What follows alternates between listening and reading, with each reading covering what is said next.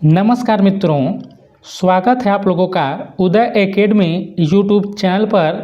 आज हम लोग इस वीडियो में विश्व इतिहास के अंतर्गत पुनर्जागरण, अमेरिका का स्वतंत्रता संग्राम, फ्रांस की क्रांति, नेपोलियन का युग, इटली का एकीकरण, जर्मनी का एकीकरण, रूसी क्रांति, इन सभी के बारे में जितने भी क्वेश्चंस एग्जाम में फैक्चुअल बन सकते हैं उन सभी के बारे में हम लोग पढ़ेंगे। वीडियो शुरू होने से पहले थोड़ा मैं आप लोगों को अपने बारे में बता देता हूं। देखिए, मैं इतिहास विषय से यूजीसी नेट में एग्ज़ाम क्वालिफाइड किया हूं।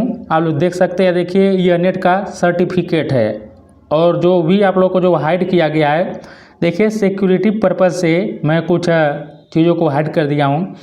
यह देख सकते हैं आप लोग, ये देखिए मेरा नाम है उदयनाथ वर्मा। यहाँ पर लिखा है कि certificate for eligibility for assistant professor and admission to PhD. यहाँ पर देख सकते हैं आप लोग, विषय यहाँ पर 7 नंबर पर देखेंगे, सब्जेक्ट नेम एंड कोड जो है हिस्ट्री, और नीचे देखिए लिखा है कि eligible for assistant professor and admission to PhD. तो यहाँ पर देखिए मैं इतिहास विषय से नेट का एग्ज़ाम क्वालिफाइड हूँ। ये थोड़ा मैं आपको अपने बारे में विश्वास के लिए आपको मैं यह दिखाया हूँ, थोड़ा आप लोगों को विश्वास हो कि जिससे आप लोग पढ़ रहे हैं क्या आप लोगों को वह एग्ज़ाम आसानी से क्लियर करा सकता है कि नहीं। तो थोड़ा मैं आप लोगों को अपने बारे में बता दिया हूँ। अब चलिए हम लोग शुरू करते हैं। सबसे पहले हम लोग पुनर्जागरण के बारे में पढ़ेंगे और देखिए जितने भी पॉइंट है एग्ज़ाम की दृष्टि से बहुत ही इम्पॉर्टेंट है। एक एक पॉइंट को आप लोग ध्यान से सुनिए, देखिए। पहला पॉइंट चलिए शुरू करते हैं। पुनर्जागरण के अंतर्गत हम लोग पुनर्जागरण का प्रारंभ इटली के फ्लोरेंस नगर से माना जाता है। याद रखिएगा, एग्जाम में पूछा गया है, पुनर्जागरण का प्रारंभ इटली के फ्लोरेंस नगर से माना जाता है।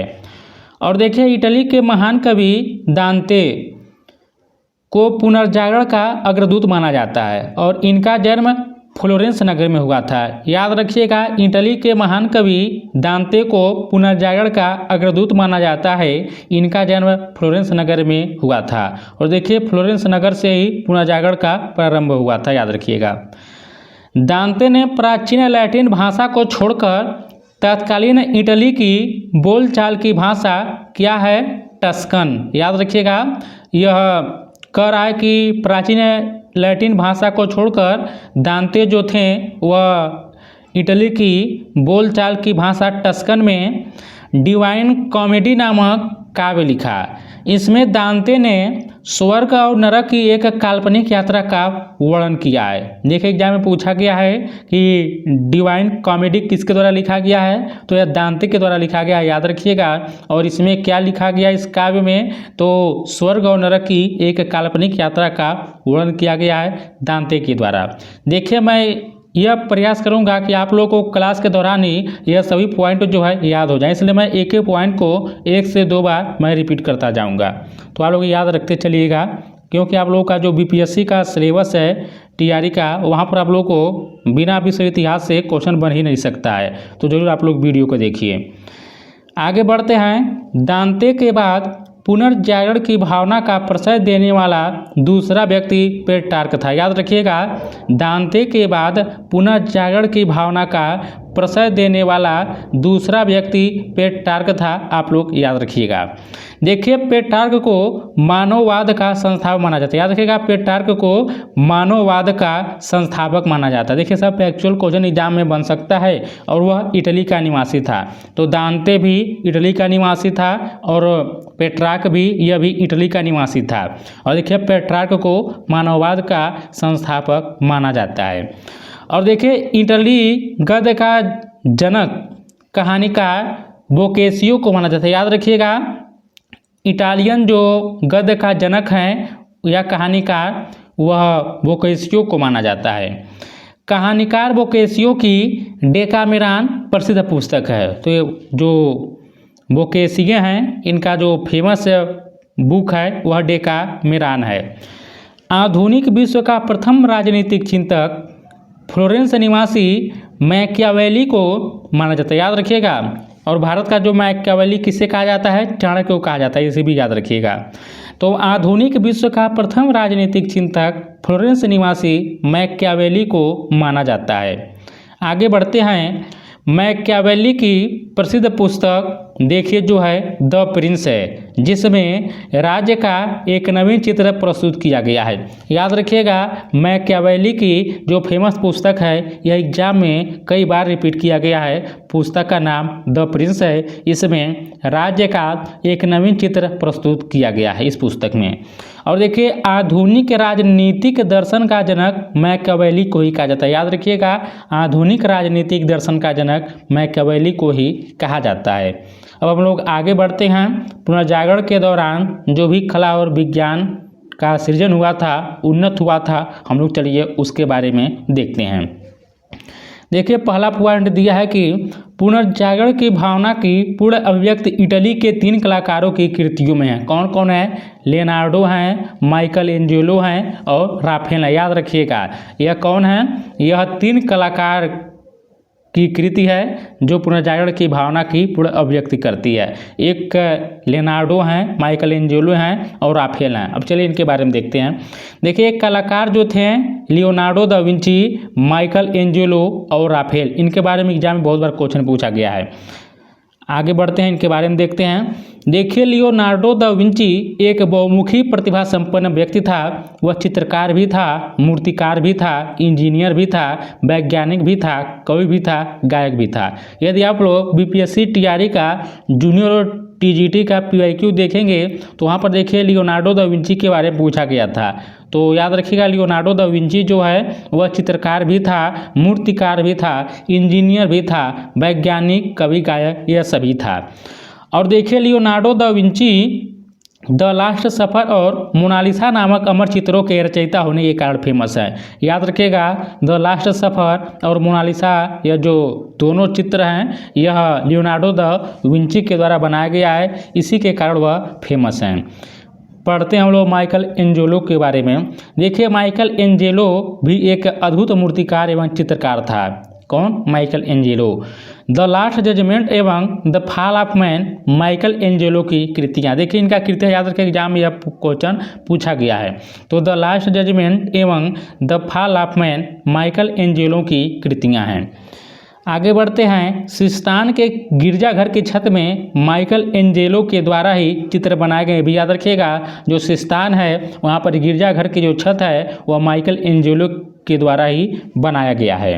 राफेल भी इटली का एक चित्रकार था। याद रखिएगा, राफेल भी इटली का एक चित्रकार था। इसकी सर्वश्रेष्ठ कृति जीसस क्राइस्ट की माता मेडोना का चित्र। याद रखिएगा, राफेल एक इटली का चित्रकार था।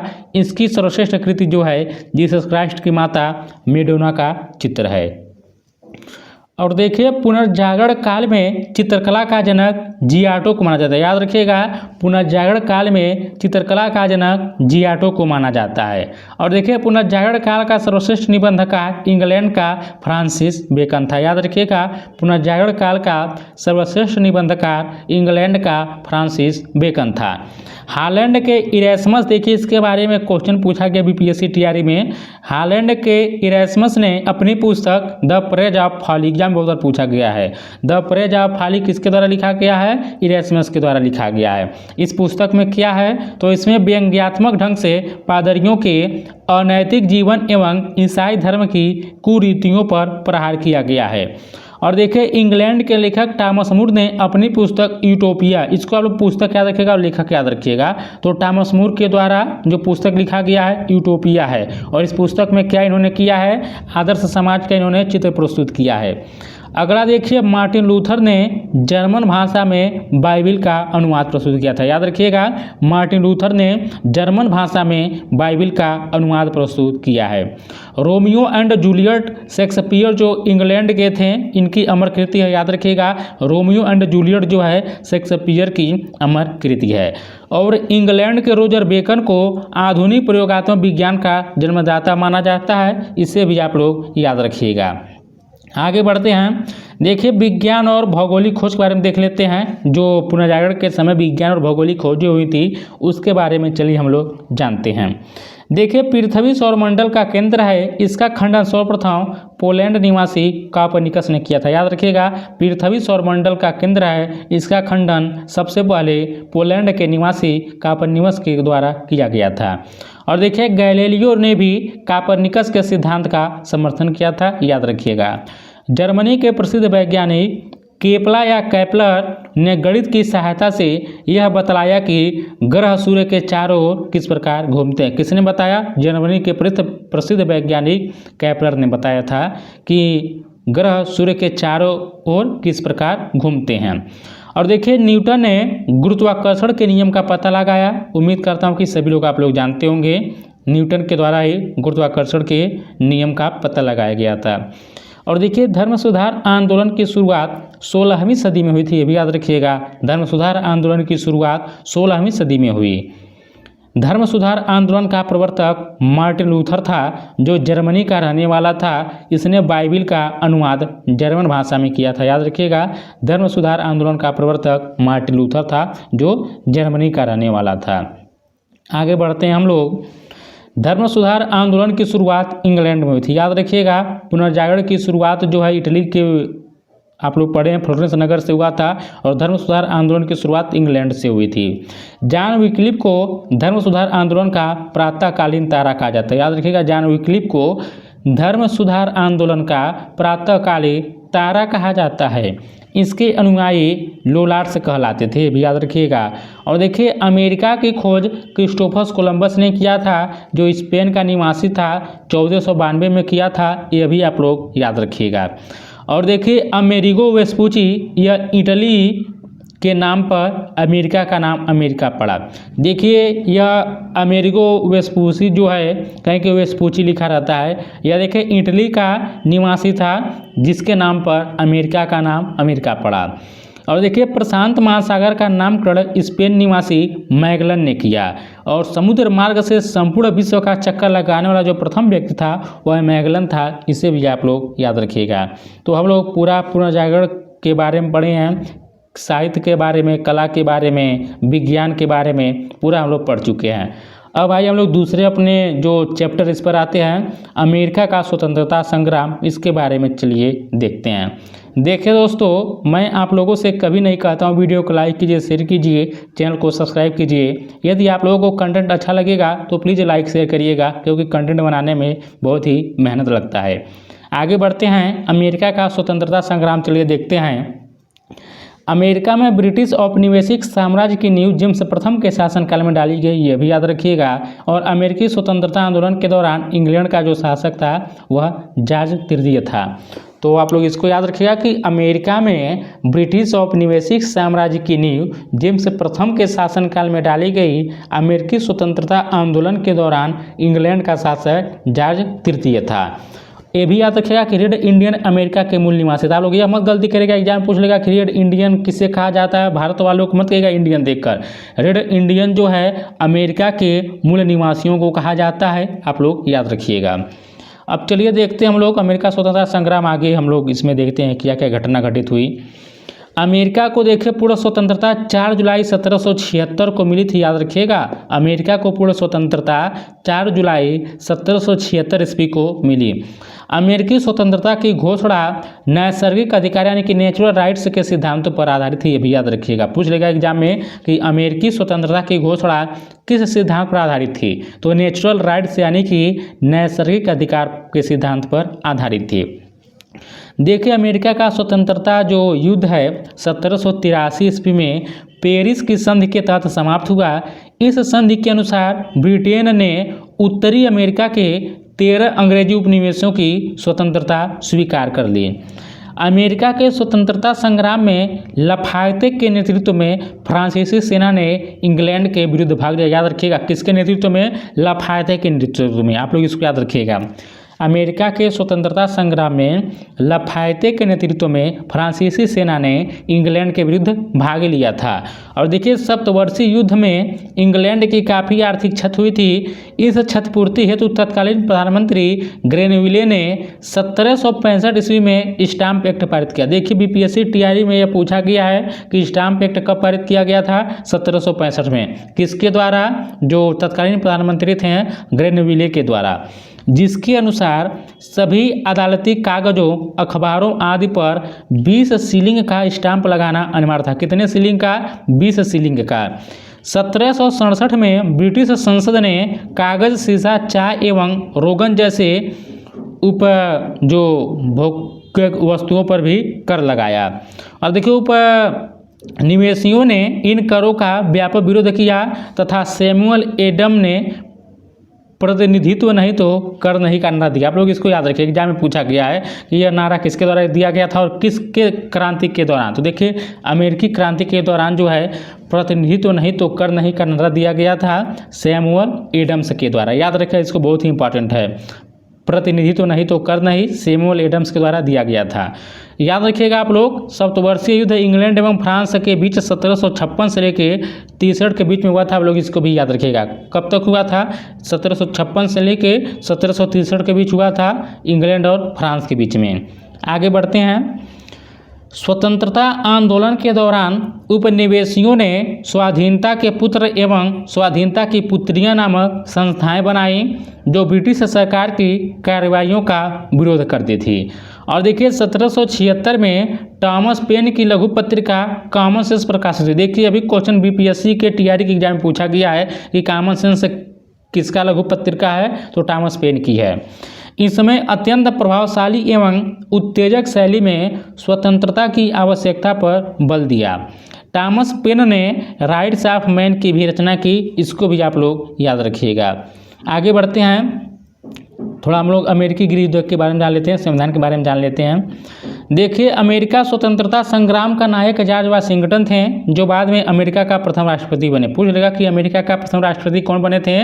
जॉर्ज वाशिंगटन बने थे। यही अमेरिकी स्वतंत्रता संग्राम के नायक थे। अमेरिकी स्वतंत्रता संग्राम का तात्कालिक कारण बोस्टन की चाय पार्टी थी। देखिए जो घटना घटित हुई थी 16 दिसंबर 1773 को हुई थी। क्या देखिए अभी एग्जाम में पूछा गया है। तो अमेरिकी स्वतंत्रता संग्राम का तात्कालिक कारण बोस्टन की चाय पार्टी थी जो 16 दिसंबर 1773 ईस्वी को हुई थी। इसी घटना से अमेरिका का स्वतंत्रता संग्राम प्रारंभ हुआ। इस घटना का नाम सैमुअल एडम्स था, याद रखिएगा। और देखिए 5 सितंबर 1774 को 13 उपनिवेशों के प्रतिनिधियों का फिलाडेल्फिया शहर में एक महाद्वीपीय सम्मेलन आयोजित किया गया। शहर याद रखिएगा फिलाडेल्फिया में 13 उपनिवेशों के प्रतिनिधियों का। और देखिए जिसमें ब्रिटिश कानूनों का विरोध तथा व्यापार के बहिष्कार का निर्णय हुआ था। और देखिए 18 अप्रैल 1775 को ब्रिटिश सेना तथा उपनिवेशियों के बीच लेक्सिंगटन में प्रथम संघर्ष हुआ। 4 जुलाई 1776 ईस्वी में फिलाडेल्फिया में दूसरा महादेशी सम्मेलन हुआ, जिसमें टॉमस जेफरसन द्वारा तैयार किया गया स्वतंत्रता का घोषणा पत्र जारी किया गया। देखिए एग्जाम में क्वेश्चन पूछा गया टीआरई में बीपीएससी के कि स्वतंत्रता का घोषणा पत्र कौन जारी किया था, तो टॉमस जेफरसन ने जारी किया था। और देखिए प्रजातंत्र की स्थापना सर्वप्रथम अमेरिका में हुई। इसे ही आधुनिक गणतंत्र की जननी कहा जाता है। याद रखिएगा प्रजातंत्र की स्थापना सर्वप्रथम अमेरिका में हुई। इसे ही आधुनिक गणतंत्र की जननी कहा जाता है।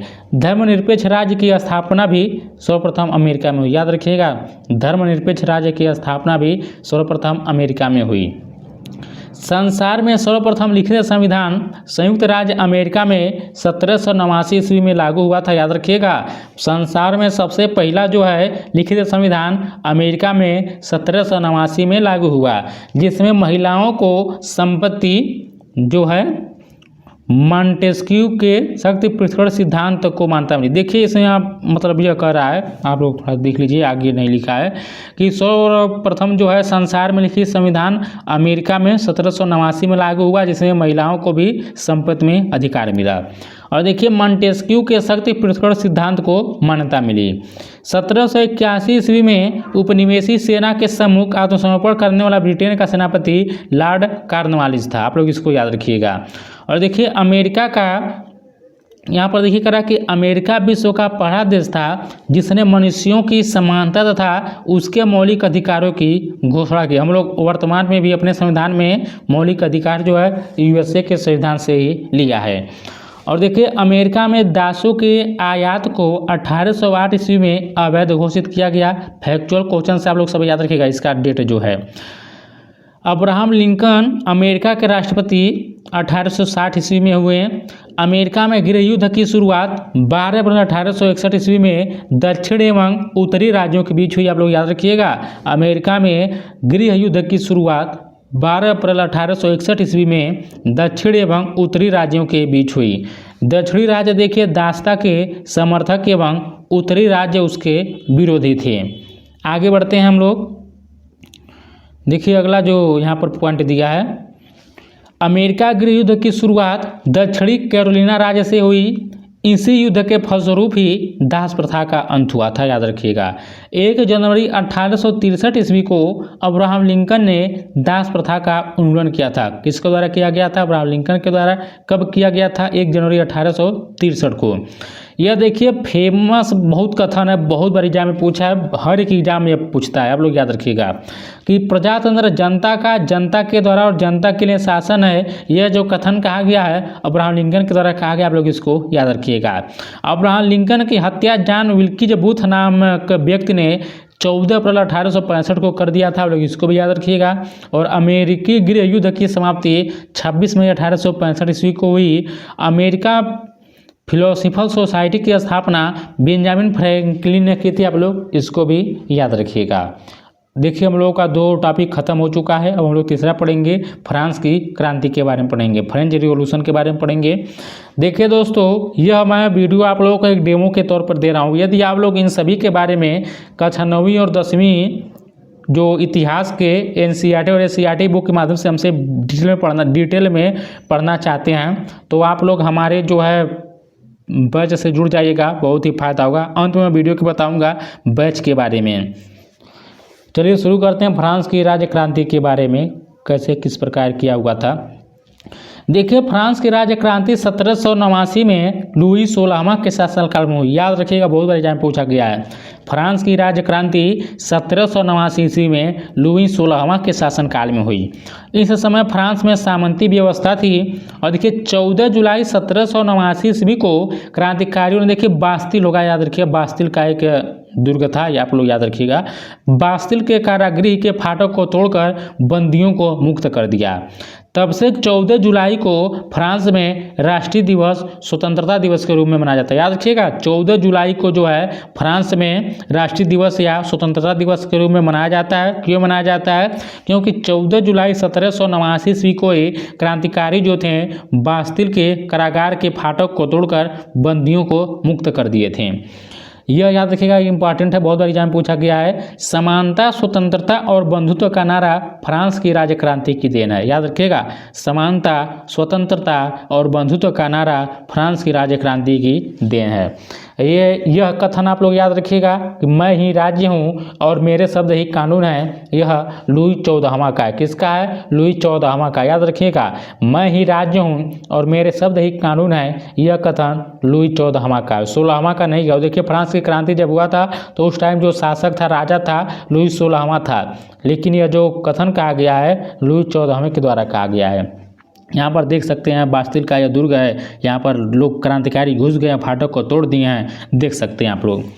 राजा की निरंकुशता एवं स्वेच्छाचारिता पर अंकुश लगाने के लिए फ्रांस में पार्लमा नामक संस्था थी। याद रखिएगा पार्लमा संस्था के बारे में पूछ लेगा, जिसकी संख्या 17 थी और जिसका गठन न्यायालय के रूप में किया गया था। न्यायाधीशों का पद कुलीन वर्ग के लिए सुरक्षित होता था और ये पद क्या थे? वंश क्रमानुसार था, तो यानी वंशानुगत ये पद थे। आप लोग इसको याद रखिएगा। वर्साय के शीश महल का निर्माण लुई 14वें ने कराया था। देखिए एक शीश महल है, यहाँ पर आपको फिगर दिखाई दे रहा है। तो वर्साय के शीश महल का निर्माण लुई 14वें के द्वारा करवाया गया था। वर्साय को फ्रांस की राजधानी लुई 14वां ने बनाया था। लुई 16वां 1774 ईस्वी में फ्रांस की गद्दी पर बैठा। और देखिए लुई 16वां की पत्नी मेरी एंटोनेट जो है ऑस्ट्रिया की राजकुमारी थी। और देखिए जब लुई 16वां गद्दी पर बैठा था तो उस टाइम उसका उम्र केवल 20 साल था। और देखिए जब वो गद्दी पर बैठा तो पूरा राजकोष खाली पड़ गया था और उसके ऊपर 10 लाख लिब्रे का कर्ज भी था। यह सब मैं आप लोग को डिटेल में पढ़ा चुका हूँ, वीडियो देखिएगा। आगे बढ़ते हैं। राष्ट्र की समाधि वर्साय का भड़कीला राजदरबार था, यह देख सकते हैं भड़कीला राजदरबार है। लुई 16वां को देशद्रोह के आरोप में फांसी दी गई। आगे बढ़ते हैं। देखिए टैले जो है यह एक प्रकार का भूमि कर था और टी से देखिए कहीं इसको टाइद भी लिखा रहता है। क्या टाइद, याद रखिए क्या लिखा रहता है, टाइद। देखिए यह बीपीएससी के पीआईक्यू में पूछा गया था तो कि टाइड क्या है, तो देखिए टाइड जो है यह एक प्रकार का धार्मिक कर था जिसे चर्च को देना पड़ता था। आगे बढ़ते हैं। फ्रांस की क्रांति के बारे में हम लोग देखते हैं जिस पर विचारे गए नेपोलियन के बारे में। चलिए देखते हैं। वाल्टेयर, मॉन्टेस्क्यू एवं रूसो क्या है, विचारक हैं। देखिए फ्रांसीसी क्रांति में वाल्टेयर, मॉन्टेस्क्यू एवं रूसो ने सर्वाधिक योगदान दिया। वाल्टेयर चर्च का विरोधी था, याद रखिए वाल्टेयर जो था वह चर्च का विरोधी था। रूसो फ्रांस में प्रजातंत्रात्मक शासन पद्धति का समर्थक था रूसो। और देखिए यह कथन एग्जाम में पूछा गया है। यह वाल्टेयर के द्वारा कहा गया था कि 100 चूहों की अपेक्षा एक सिंह का शासन उत्तम होता है। किसने कहा, वाल्टेयर का है। क्या कहा है कि 100 चूहों की अपेक्षा एक सिंह का शासन उत्तम होता है। और देखिए सोशल कॉन्ट्रैक्ट ये भी एग्जाम में पूछा गया है। रूसो के द्वारा यह लिखा गया एक बुक है, रचना है। कह रहा है कि लेटर्स ऑन इंग्लिश वाल्टेयर की रचना है। और देखिए सोशल कॉन्ट्रैक्ट रूसो की रचना है, लेटर्स ऑन इंग्लिश वाल्टेयर की रचना याद रखिएगा। कानून की आत्मा यानी कि द स्पिरिट ऑफ लॉज की रचना मॉन्टेस्क्यू ने की थी, जिसमें सरकार के 3 अंगों कार्यपालिका, विधायिका और न्यायपालिका को अलग अलग रखने के विषय में बताकर शक्ति पृथक्करण सिद्धांत का पोषण किया। एग्जाम में पूछ लेगा कि शक्ति पृथक्करण का सिद्धांत किसने दिया था, तो यह मॉन्टेस्क्यू ने दिया था। किस प्रकार का शक्ति का उसने बात किया था, पृथक्करण का, कार्यपालिका, विधायिका और न्यायपालिका का।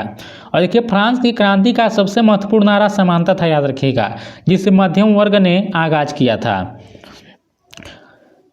आगे बढ़ते हैं। स्वतंत्रता में बंधुत्व भी क्रांति का नारा था, याद रखिएगा। 18वीं शताब्दी में फ्रांसीसी समाज 3 स्टेट अर्थात श्रेणियों में बटा हुआ था, याद रखिएगा। प्रथम स्टेट के अंतर्गत पादरी वर्ग आता था, द्वितीय स्टेट के अंतर्गत अभिजात वर्ग यानी कि कुलीन वर्ग आता था, और तृतीय स्टेट के अंतर्गत देखिए इसमें देश की 90% जनता थी, उन्हें सभी प्रकार के कर देने पड़ते थे। इस वर्ग में व्यापारी, डॉक्टर, वकील, जज, अध्यापक, शिक्षक, लेखक, शिल्पी, किसान एवं मजदूर सभी शामिल थे, याद रखिएगा। और देखिए यहाँ पर आपको नीचे लिखा गया जो मैं आपको पहले बताया था। फ्रांस की राज्य क्रांति के समय फ्रांस की मुद्रा लिब्रे थी, याद रखिएगा। फ्रांस की राज्य क्रांति के समय फ्रांस की मुद्रा का नाम लिब्रे था, आप लोग याद रखिएगा।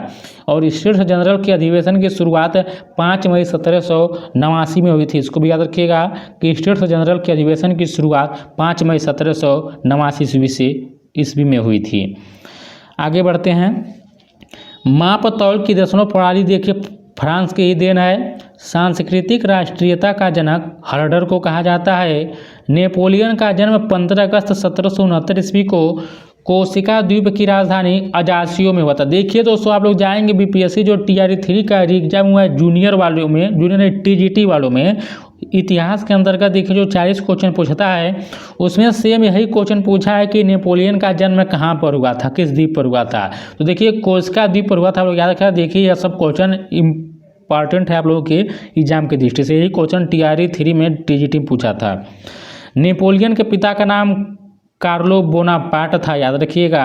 नेपोलियन ने ब्रिटेन के एक सैनिक अकादमी में शिक्षा प्राप्त की थी।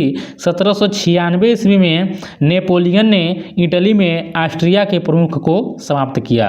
और देखिए फ्रांस में डायरेक्टरी के शासन का अंत 1799 में हुआ।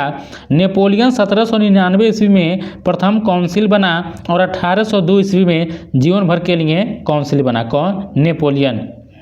अब लोग थोड़ा नेपोलियन का युग देख लेते हैं, द एरा ऑफ नेपोलियन। देखिए 1804 ईस्वी में नेपोलियन फ्रांस का सम्राट बना। कब बना था? 1804 में। नेपोलियन जो था वह 1804 में फ्रांस का सम्राट बना। आधुनिक फ्रांस का निर्माता नेपोलियन को माना जाता है। और देखिए नेपोलियन ने ही सर्वप्रथम इंग्लैंड को बनियों का देश कहा था। याद रखिएगा, नेपोलियन ने ही सर्वप्रथम इंग्लैंड को बनियों का देश कहा था। नेपोलियन ने अपनी पत्नी जोजेफाइन को तलाक देकर ऑस्ट्रिया की राजकुमारी मारिया लुइसा से शादी की। और देखिए ट्राफलगर का युद्ध जो हुआ था 21 अक्टूबर 1805 ईस्वी में इंग्लैंड एवं नेपोलियन के बीच हुआ था। नेपोलियन ने बैंक ऑफ फ्रांस की स्थापना 1800 ईस्वी में की थी। याद रखिएगा, नेपोलियन ने बैंक ऑफ फ्रांस की स्थापना 1800 ईस्वी में की थी। नेपोलियन ने कानूनों का संग्रह तैयार करवाया जिसे नेपोलियन का कोड कहा जाता है। याद रखिएगा, एग्जाम पूछेगा कि नेपोलियन कोड से क्या तात्पर्य है, तो यह नेपोलियन के द्वारा कानून का संग्रह तैयार करवाया गया था, उसे ही नेपोलियन का कोड कहा जाता है। नेपोलियन को नील नदी के युद्ध में अंग्रेजी जहाजी बेड़े के नायक नेल्सन के हाथों बुरी तरह पराजित होना पड़ा। याद रखिएगा, यूरोप के राष्ट्रों ने मिलकर 1813 ईस्वी में नेपोलियन को लिपजिग नामक स्थान पर हरा दिया और उसे बंदी बनाकर एल्बा के टापू पर भेज दिया गया, परंतु वह एल्बा से भाग निकला और पुनः फ्रांस का सम्राट बना।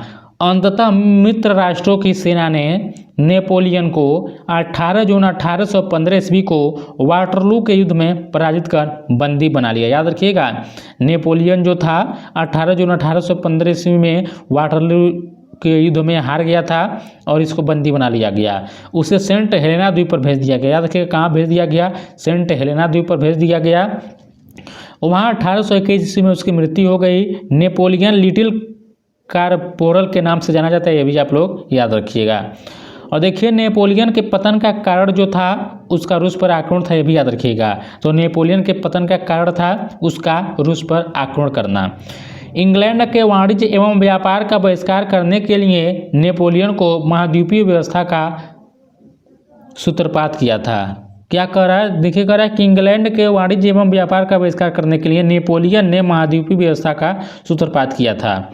और वियना कांग्रेस समझौता के तहत यूरोप के राष्ट्रों ने 1815 ईस्वी में फ्रांस के प्रभुत्व को समाप्त कर दिया था। याद रखिएगा। अब हम लोग चलिए आगे बढ़ते हैं, इटली के एकीकरण के बारे में पढ़ लेते हैं। देखिए बहुत ही इंपॉर्टेंट है, इटली का एकीकरण एग्जाम में क्वेश्चन यहाँ से बना है। चलिए देखते हैं। सबसे पहले थोड़ा देख लीजिए, यहाँ पर जो मेजनी के बारे में दिया है, काउंट कार के द्वारा दिया है, गैरिबाल्डी के बारे में दिया है। देखिए यहाँ पर इटली के एकीकरण का जो तलवार कहा जाता है गैरिबाल्डी को कहा जाता है, और इटली के एकीकरण की आत्मा जो है मेजनी को कहा जाता है। और यहाँ पर देखिए इटली के एकीकरण का जो ब्रेन है वह काउंट कार को कहा जाता है। पूरा हम लोग आगे देखते हैं इसमें। 19वीं सदी के पूर्वार्ध में इटली में 13 राज्य थे। कितने राज्य थे? 13 राज्य थे। इटली के एकीकरण का जनक जोसेफ मेजनी को माना जाता है। याद रखिएगा, इटली के एकीकरण का जनक जोसेफ मेजनी को माना जाता है। मेजनी का जन्म जेनेवा में हुआ था। इटली के एकीकरण में सबसे बड़ा बाधक ऑस्ट्रिया था। याद रखिएगा, इटली के एकीकरण में सार्डिनिया पिडमांट राज्य ने अगुवाई की थी।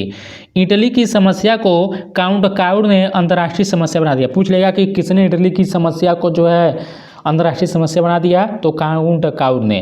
इटली के एकीकरण की तलवार गैरिबाल्डी को कहा जाता है। इटली के एकीकरण का श्रेय देखिए मेजनी को भी काउंट काउर और गैरिबाल्डी को दिया जाता है। यंग इटली की स्थापना 1831 ईस्वी में जोसेफ मेजनी ने की थी। याद रखिएगा, यंग इटली की स्थापना 1831 ईस्वी में जोसेफ मेजनी ने की थी। और देखिए गैरिबाल्डी लाल कुर्ती नाम से सेना का संगठन किया था। पूछ लेगा कि लाल कुर्ती नाम से सेना का संगठन किसने किया था, तो गैरिबाल्डी ने किया था। और देखिए कार्बोनरी सोसाइटी का संस्थापक गिवर्टी था, ये भी याद रखिएगा। विक्टर इमैनुअल सार्डिनिया का शासक था। इटली के एकीकरण की शुरुआत लोम्बार्डी और सार्डिनिया राज्यों के मेल से हुई। इटली राष्ट्र का जन्म 2 अप्रैल 1860 ईस्वी को माना जाता है और 1871 ईस्वी में रोम को संयुक्त इटली का राजधानी घोषित किया गया। यदि समाज में क्रांति लानी हो तो क्रांति का नेतृत्व नवयुवकों के हाथ में दे दो, यह कथन जोसेफ मेजनी का। याद रखिए, पूछ लेगा एग्जाम में। तो जोसेफ मेजनी के द्वारा यह कथन कहा गया है, यदि समाज में क्रांति लानी हो तो क्रांति का नेतृत्व नवयुवकों के हाथ में दे दो। और देखिए इटली का एकीकरण 1871 ईस्वी में काउंट ने किया था। इटली की एकता का जो जन्मदाता है नेपोलियन था, याद रखिएगा, इटली की एकता का जन्मदाता नेपोलियन था। अब हम लोग अगला टॉपिक देखते हैं, जो चैप्टर है जर्मनी का एकीकरण। चलिए शुरू करते हैं। देखिए दोस्तों, यदि आप लोग जूनियर, टीजीटी, पीजीटी इन सभी एग्जाम की तैयारी कर रहे हैं और आप लोग इतिहास विषय से आप लोग अपना पेपर देंगे, जैसा कि मान लीजिए आप लोग जूनियर में इतिहास लेंगे, टीजीटी में इतिहास लेंगे, पीजीटी में जिनका इतिहास है, तो आप लोग हमारे साथ जुड़कर आप लोग तैयारी करिए। एग्जाम में आप लोग एक एक क्वेश्चन कंटेंट से मिलेगा, क्योंकि हमारा content totally NCERT, SCERT plus कुछ स्टैंडर्ड बुक के आधार पर होगा। तो अभी वीडियो के अंदर मैं उसके बारे में बता दूंगा, आप लोग इस वीडियो को ध्यान से देखिए। पढ़ते हैं हम लोग जर्मनी के एकीकरण के बारे में। जर्मनी का एकीकरण जो है बिस्मार्क ने किया। बिस्मार्क देखिए प्रसा के शासक विलियम प्रथम का प्रधानमंत्री था, याद रखिएगा। जर्मनी का एकीकरण बिस्मार्क ने किया। बिस्मार्क प्रसा के शासक विलियम प्रथम का प्रधानमंत्री था। जर्मनी का सबसे शक्तिशाली राज्य जो था वो प्रसा था, याद रखिएगा। जर्मनी का सबसे शक्तिशाली राज्य प्रसा था। बिस्मार्क जर्मनी का एकीकरण प्रसा के नेतृत्व में चाहता था। विलियम को जर्मन संघ के सम्राट का ताज 8 फरवरी 1871 ईस्वी में पहनाया गया। बिस्मार्क को सबसे अधिक भय फ्रांस से था, याद रखिएगा। बिस्मार्क को सबसे अधिक भय फ्रांस से था। अगला पॉइंट हम लोग देखते हैं, जर्मनी के आर्थिक राष्ट्रवाद का पिता फ्रेडरिक लिस्ट को माना जाता है। जर्मनी राष्ट्रीय सभा को डायट के नाम से जाना जाता था। यह फ्रैंकफर्ट में होती थी। 1815 ईस्वी से 1850 ईस्वी के बीच जर्मन साम्राज्य पर ऑस्ट्रिया का आधिपत्य था। ऑस्ट्रिया का चांसलर मेटरनिख था, याद रखिएगा। ऑस्ट्रिया का चांसलर मेटरनिख था। एकीकृत जर्मन राष्ट्र के निर्माण में राके, बोमर, लसर इत्यादि दार्शनिकों ने महत्वपूर्ण भूमिका निभाई। फ्रैंकफर्ट संविधान सभा का गठन मई 1848 में किया गया। विलियम प्रथम के शासनकाल में प्रसा का रक्षा मंत्री वानरून एवं सेनापति वान माल्टेक था, आप लोग याद रखिएगा। विलियम प्रथम के शासनकाल में प्रसा का रक्षा मंत्री वानरून एवं सेनापति वान माल्टेक था। 23 सितंबर 1862 ईस्वी को बिस्मार्क प्रसा का चांसलर बना। बिस्मार्क का जन्म 1 अप्रैल 1815 ईस्वी को ब्रेडनबर्ग में हुआ था। और देखिए विलियम प्रथम ने बिस्मार्क को बाजीगर कहा था, याद रखिएगा। विलियम प्रथम ने बिस्मार्क को बाजीगर कहा था। आगे बढ़ते हैं। सेरेजोवा के युद्ध में 1866 ईस्वी में ऑस्ट्रिया ने प्रसा के आगे आत्मसमर्पण कर दिया। पूछेगा कि किस युद्ध में ऑस्ट्रिया ने प्रसा के आगे आत्मसमर्पण कर दिया? सेरेजोवा के युद्ध में 1866 में। और देखिए 13 अगस्त 1866 ईस्वी के प्राग संधि के तहत ऑस्ट्रिया जर्मनी संघ में शामिल हुआ। फ्रांस एवं प्रसा के बीच सेडान का युद्ध 15 जुलाई 1870 ईस्वी को हुआ। और देखिए नेपोलियन तृतीय ने प्रसा के आगे 1 सितंबर 1870 ईस्वी को आत्मसमर्पण किया। और देखिए बिस्मार्क ने जर्मनी के सम्राट विलियम प्रथम का राज्याभिषेक वर्साय के राजमहल में किया। फ्रैंकफर्ट की संधि 10 मई 1871 ईस्वी को फ्रांस और प्रसा के बीच हुई। और देखिए सूडान के युद्ध के बाद जर्मनी का एकीकरण संभव हो सका। अब आइए हम लोग बढ़ते हैं आगे, रूसी क्रांति के बारे में देखते हैं। आज का देखिए अंतिम यह टॉपिक है, रूसी क्रांति। समाजवाद शब्द का प्रयोग सर्वप्रथम रॉबर्ट ओवेन ने किया था, याद रखिएगा। समाजवाद शब्द का प्रयोग सर्वप्रथम रॉबर्ट ओवेन ने किया था। वह वेल्स का रहने वाला था।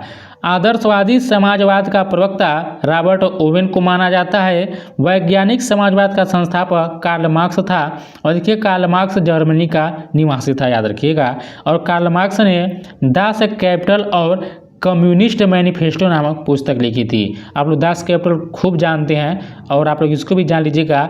कम्युनिस्ट मैनिफेस्टो जो है यह पुस्तक कार्ल मार्क्स के द्वारा ही लिखा गया था। थोड़ा देख लेते हैं रूसी क्रांति विचारधारा एवं कारण देख लेते हैं। देखिए फ्रांसीसी साम्यवाद का जनक सेंट साइमन को माना जाता है। फेबियन सोशलिज्म का नेतृत्व जॉर्ज बर्नार्ड शॉ ने किया। लंदन में फेबियन सोसाइटी की स्थापना 1884 में हुई। दुनिया के मजदूरों एक हों का नारा कार्ल मार्क्स ने दिया। याद रखिए, पूछ लेगा एग्जाम में कि दुनिया के मजदूरों एक हों का नारा किसने दिया था, तो कार्ल मार्क्स ने दिया था। रूस के शासक को जार कहा जाता था। देखिए अभी बीपीएससी टीआर एग्जाम में पूछा गया, पीवाईक्यू में यह क्वेश्चन दिया था। तो रूस के शासक को जार कहा जाता था। यह जारशाही व्यवस्था मार्च 1917 ईस्वी में समाप्त हुई। जार मुक्तिदाता के नाम से अलेक्जेंडर द्वितीय को जाना जाता है। रूस का अंतिम शासक अंतिम जार जो था वह निकोलस द्वितीय था। 1917 ईस्वी में हुई रूसी क्रांति का तात्कालिक कारण प्रथम विश्व युद्ध में रूस की पराजय थी। याद रखिएगा, जो 1917 ईस्वी में हुई रूसी क्रांति का जो तात्कालिक कारण था वह प्रथम विश्व युद्ध में रूस की पराजय थी। 7 नवंबर 1917 ईस्वी की बोल्शेविक क्रांति का नेता लेनिन था। तो लेनिन किस क्रांति का नेता था, बोल्शेविक क्रांति का नेता था। और लेनिन ने चेका का संगठन किया था। लाल सेना का संगठन ट्राटस्की ने किया था। रूस के जार शासक अलेक्जेंडर द्वितीय की हत्या बम विस्फोट में हुई। और देखिए, एक जार, एक चर्च और एक रूस का नारा जार निकोलस द्वितीय ने दिया था। एक जार, एक चर्च और एक रूस का नारा जार निकोलस द्वितीय ने दिया था। रूस में सबसे अधिक जनसंख्या स्लाव लोगों की थी। अन्ना कैरेनिना के लेखक लियो टॉलस्टॉय था। शून्यवाद का जनक तुर्गेनेव को माना जाता है। रूसी साम्यवाद का जनक प्लेखानोव को माना जाता है। सोशल डेमोक्रेटिक दल की स्थापना 1903 ईस्वी में रूस में हुई। यह दल 2 गुट में विभाजित था, बोल्शेविक और मेनशेविक। इसको आप लोग याद रखिएगा। देखिए, बोल्शेविक का अर्थ है बहुसंख्यक एवं मेनशेविक का अर्थ अल्पसंख्यक होता है। याद रखिए। देखिए, ब से आप लोग याद रखें बहुसंख्यक, इससे आप लोग याद रखें ब से बहुसंख्यक ऐसे। तो बोल्शेविक का अर्थ बहुसंख्यक और मेनशेविक का अर्थ अल्पसंख्यक। बोल्शेविक दल का नेता लेनिन था। आगे बढ़ते हैं। 16 अप्रैल 1917 ईस्वी में लेनिन ने रूस में क्रांतिकारी योजना प्रकाशित किया जो अप्रैल थीसिस के नाम से जानी जाती है। याद रखिएगा, जहाँ पूछा अप्रैल थीसिस के बारे में पूछा गया है। 1921 ईस्वी में लेनिन ने रूस में नई आर्थिक नीति लागू की। आधुनिक रूस का निर्माता स्टालिन को माना जाता है। लेनिन की मृत्यु 1924 ईस्वी में हो गई। और देखिए, राइट्स ऑफ मैन का लेखक टॉमस पेन है। याद रखिएगा, राइट्स ऑफ मैन का लेखक टॉमस पेन है। मदर की रचना मैक्सिम गोर्की ने की। अस्थायी क्रांति के सिद्धांत का प्रवर्तक ट्राटस्की था। प्रथम विश्व युद्ध के दौरान लेनिन का नारा था युद्ध का अंत करो। याद रखिएगा, प्रथम विश्व युद्ध के दौरान लेनिन का नारा था युद्ध का अंत करो। और देखिए, कार्ल मार्क्स का आजीवन साथी जो रहा था वह फ्रेडरिक एंजल रहा था। याद रखिएगा, कार्ल मार्क्स का जो आजीवन साथी रहा था वह फ्रेडरिक एंजल्स रहा था। तो दोस्तों, हम लोग इस वीडियो में इन 6 टॉपिक को जो है यहाँ पर कवर किए हैं। अब आइए आप लोगों को मैं अपने जो पेड बैच उसके बारे में बता देता हूँ। जितने भी लोग हिस्ट्री और पॉलिटी में अच्छा स्कोर करना चाहते हैं, हिस्ट्री विषय में 40 में 40 क्वेश्चन सही करना चाहते हैं, जूनियर टीजीटी वाले, पीजीटी वाले 80 में 80 क्वेश्चन सही करना चाहते हैं, तो आप लोग इस पेड बैच के बारे में जान लीजिए। तो देखिए, जितने भी आप लोग हमारे साथ जुड़कर तैयारी करना चाहते हैं जूनियर का या टीजीटी का या पीजीटी का, देखिए जूनियर और टीजीटी इन दोनों का बैच, इसमें देखिए हिस्ट्री और पॉलिटी का बैच है 80 नंबर का प्लस 8 नंबर आईएनएम, 88 नंबर का तैयारी आप लोगों को मात्र 499 रुपये में कराई जाएगी। और पीजीटी जितने भी लोग हमारे बड़े भाई मित्र दोस्त लोग हैं हिस्ट्री वाले, उन लोगों की तैयारी मात्र 599 रुपये में कराई जाएगी। पूरा देखिए क्या खासियत है बैच का, आप लोग नीचे देख लीजिए। और यदि आप लोगों को बैच से जुड़ना है तो जो व्हाट्सएप नंबर दिखाई दे रहा है 6394390784, इस पर आप लोग मैसेज करिएगा। क्या बैच का खासियत है आप लोग जान लीजिए। देखिए, इतने कम फी में आप लोगों को हम देखे हैं यूट्यूब पर कई लोग ऐसे हैं जो केवल एनसीईआरटी का सीरीज बेच रहे हैं, केवल पीवाईक्यू एनसीईआरटी, मतलब पीवाईक्यू क्या एनसीईआरटी का क्वेश्चन बनाकर केवल 600-700 रुपये में लोग बैच बेच रहे हैं। यहाँ पर आपको संपूर्ण तैयारी थियरी के माध्यम से कराई जाएगी मात्र इतना कम प्राइस में। तो आइए आप लोग देखिए यहाँ पर बैच की खासियत क्या है। देखिए, क्लास आप लोगों की 20 फरवरी से टेलीग्राम पर यूट्यूब प्राइवेट लिंक के माध्यम से होगी और क्लास हिंदी में होगी। पीडीएफ टेलीग्राम पर मिलेगी आप लोगों को। ईजी टू हार्ड की तैयारी होगी। देखिए, जूनियर और टीजीटी में 80 मार्क्स हिस्ट्री जो है आप लोगों का एनसीईआरटी और एससीईआरटी कक्षा 9वीं 10वीं के बुक से कराया जाएगा और साथ में स्टैंडर्ड बुक के माध्यम से। और पॉलिटी की तैयारी एनसीईआरटी और एससीईआरटी कक्षा 9वीं 10वीं के बुक से कवर कराई जाएगी। और देखिए जो पीजीटी में हिस्ट्री की जो तैयारी है, एनसीईआरटी देखिए कक्षा 9 से लेकर 12 तक प्लस एससीईआरटी कक्षा 9 से लेकर 10 तक और साथ में स्टैंडर्ड बुक से 80 नंबर आप लोग का सब्जेक्ट है, 8 नंबर का आईएनएम है, 88 नंबर की तैयारी कराई जाएगी। मात्र कितना 600 रुपया में एकदम गारंटी के साथ। अब देखिए बीच बीच में एनसीईआरटी से क्वेश्चंस प्रैक्टिस कराए जाएंगे 2 मंथ से यानी 60 दिन के अंदर सिलेबस कवर हो जाएगा। सिलेबस कवर होने के बाद टीआरई 1 टीआरई 2 और टीआरई 3 में पूछे गए सभी क्वेश्चन को व्याख्या के साथ कवर कराया जाएगा। और देखिए पेमेंट करने के बाद व्हाट्सएप पर स्क्रीनशॉट सेंड करना होगा आप लोगों को, उसके बाद टेलीग्राम ग्रुप में ऐड कर दिया जाएगा। व्हाट्सएप पर व्यक्तिगत सवाल पूछ सकते हैं तैयारी से संबंधित। तो आप लोग जुड़िएगा, यही है आप लोगों के लिए बीपीएससी टीआरई 4.0 के टॉपर बैच है। मात्र देखिए 500 रुपये में 600 रुपये में आप लोगों को टीजीटी पीजीटी जूनियर सभी बैच मिल जा रहा है। पीजीटी की संपूर्ण तैयारी हिस्ट्री की और जूनियर में देखिए हम क्या इसमें कराएंगे, history polity 80 number plus 60 number INM, तो पूरा आपको तैयारी कराई जाएगी। तो देखिए बहुत एक इतना फी में आप लोग तो पिज्ज़ा बर्गर खा लेते होंगे, बहुत कम फी है। कोई बुक खरीदने जाएंगे तो भी 500 लग जाएगा, 600। तो हम तो आपको पूरा एग्जाम तक पूरा तैयारी कराएंगे 2 महीने के अंदर, पूरा थियरी के साथ आपका पूरा सिलेबस इंड करा देंगे। तो ज़रूर आप लोग विश्वास करके जुड़िएगा। अंत में यही कहूँगा, यदि आपको वीडियो अच्छा लगा तो लाइक कीजिएगा, शेयर कीजिएगा, साथ ही चैनल को भी सब्सक्राइब कर लीजिएगा। मिलते हैं एक नए वीडियो के साथ, तब तक नमस्कार, जय हिंद, जय भारत।